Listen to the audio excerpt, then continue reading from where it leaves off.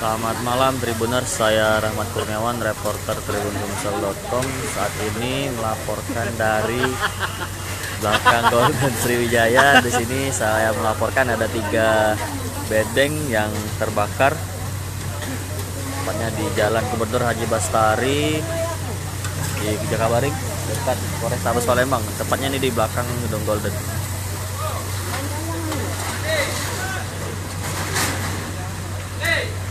Ini pemadam kebakaran tengah berjibaku memadamkan api yang menghanguskan 3 buah bedeng di sini.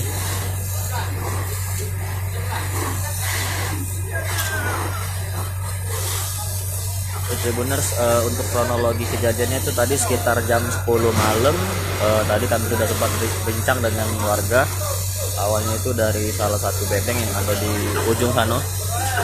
Terus api itu pertama kali dilihat oleh tukang ojek yang lewat jalan sini, Tribuners.